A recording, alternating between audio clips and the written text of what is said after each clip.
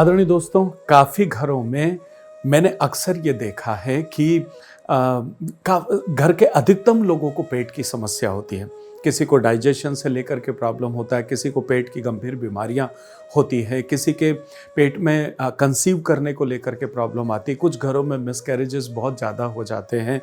इन तमाम सारी चीज़ों को लेकर के तनाव भी रहता है। इसके बहुत सारे कारणों के साथ एक महत्वपूर्ण कारण होता है, आप अपने घर का ब्रह्म स्थान, उस पर थोड़ा सा ध्यान देने की आवश्यकता है, थोड़ी सी ज़रूरत है। मैं ये कहना चाह रहा हूं कि ब्रह्म स्थान होता क्या है, इसको समझें और इस ब्रह्म स्थान से होने वाली प्रॉब्लम क्या क्या है। जब इसको आप समझ जाते हैं तो फिर आप इन समस्याओं से अपने आप को थोड़ा सा दूर कर पाते हैं, चीज़ों को अंडरस्टैंड करने के बाद में।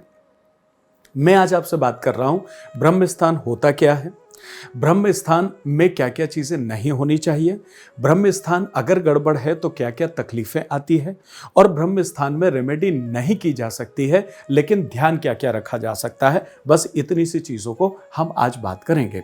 देखिए, सबसे पहली चीज़ मैं आपसे निवेदन कर दूं, Vishwas Vaishnav, numerologist, vastu expert and true life coach, हमेशा की तरह इस बार भी आपसे निवेदन एक बार और कर लूं कि अगर नए हैं तो अपने चैनल को सब्सक्राइब कर लें, लाइक करें, शेयर करें और अधिकतम लोगों तक पहुंचाने का प्रयास कीजिए। बहुत प्यार और मोहब्बत से आपके बीच मैं हमेशा आता हूं।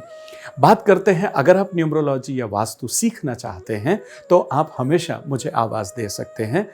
अगर कोई प्रेडिक्शन आप करवाना चाहते हैं तब भी आप मुझे व्हाट्सएप के ऊपर संपर्क कर सकते हैं। चलिए बात करते हैं ब्रह्म स्थान होता क्या है। ब्रह्म स्थान आपके घर का एक महत्वपूर्ण बिंदु होता है। जिस तरह से आपकी बची हुई वास्तु की जो डायरेक्शंस होती हैं, उन डायरेक्शन से मजबूत और सबसे वजनदार अगर कोई बिंदु वास्तु के हिसाब से आपके घर में होता है, उसे ब्रह्म स्थान कहते हैं।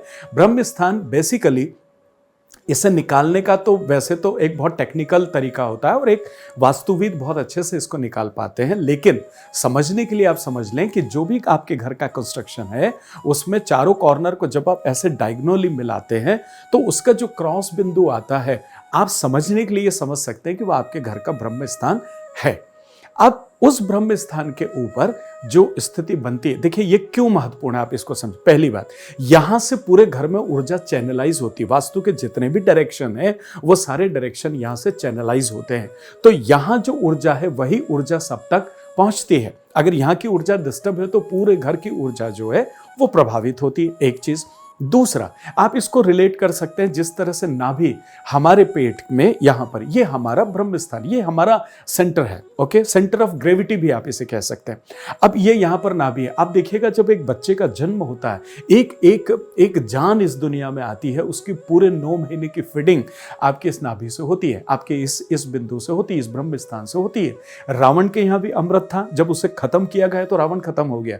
मतलब आप समझिए थोड़ा सा कि ब्रह्म स्थान बहुत महत्वपूर्ण, ये वो मर्म स्थान है जिसके छिड़ने से आपका पूरा घर जो है वो विचलित हो सकता है। तो मैं उम्मीद करता हूं कि आप ब्रह्म स्थान क्या है इसको समझ पाए हों। अब क्या क्या नहीं होना चाहिए, देखिए, ब्रह्म स्थान में कभी भी आपके पास में इसमें कोई कॉलम नहीं होना चाहिए। एक चीज, कॉलम, कोई भी अगर कॉलम बना हुआ है तो आप ये मान के चलिए कि तकलीफ है। मतलब आप इसको ऐसा समझ सकते हैं कि आपके पेट के ऊपर किसी ने एक खंबा लगा दिया और उसके ऊपर ढेर सारा वजन रख दिया है।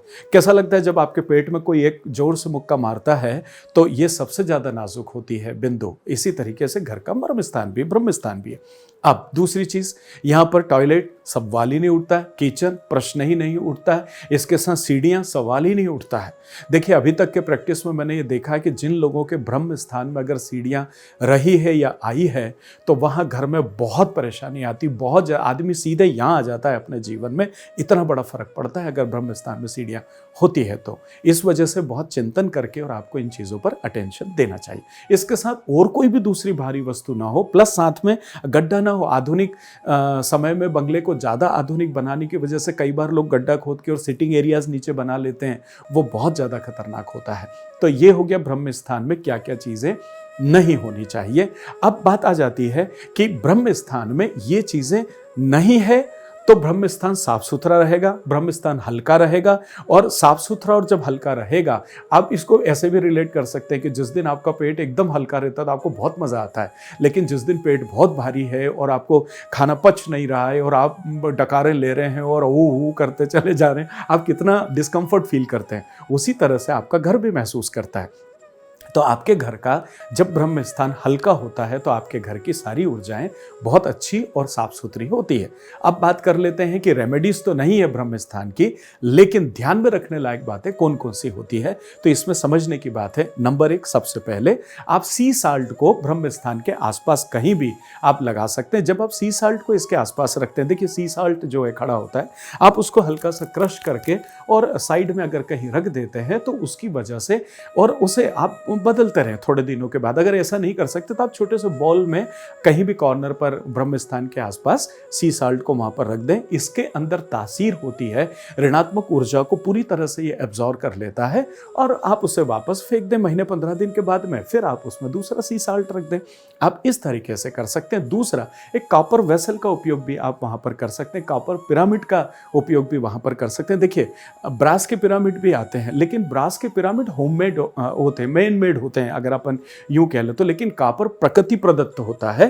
तो प्रकृति प्रदत्त जो मेटल होती है वो ज्यादा, उसका अपना एक प्रभाव होता है, आप उसे भी वहां पर रख सकते हैं। तो मैं उम्मीद करता हूं कि जब आपका ब्रह्म स्थान व्यवस्थित होगा, ब्रह्म स्थान अच्छा होगा, ब्रह्म स्थान हल्का होगा, तो आपके घर के अंदर पेट की प्रॉब्लम की समस्या खत्म होगी, कंसीव नहीं कर पा रहे हैं उसकी समस्या जो है वो खत्म होगी, जो मिसकैरेजेस हो रहे हैं उनकी भी समस्या से आपको निजात मिलेगा, और एक अनजाना सा तनाव जो घर में उपलब्ध हो रहा है वो भी उसी की वजह से होता है। तो अगर इस तरह के कोई वास्तु दोष हैं तो ये मेजर वास्तु दोष कहलाते हैं। इनसे फटाफट अपने आप को बाहर करें और फिर देखिए कि जीवन में कितना आनंद आता है। मिलता हूं बहुत जल्दी एक और खूबसूरत वीडियो के पास। अगर मैं जीवन में कहीं आपके काम आ सकता हूं तो मुझे खुशी होगी। आवाज दें।